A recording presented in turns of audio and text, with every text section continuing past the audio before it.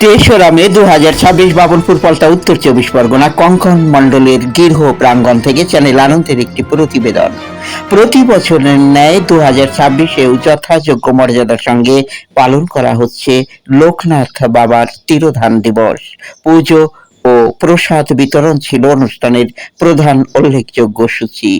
বিশেষ দিক ছিল বাবনপুর শিশু ভবনের ছেলেদের এদিন আমন্ত্রণ করা হয়, তারা সানন্দে প্রসাদ গ্রহণ করেন।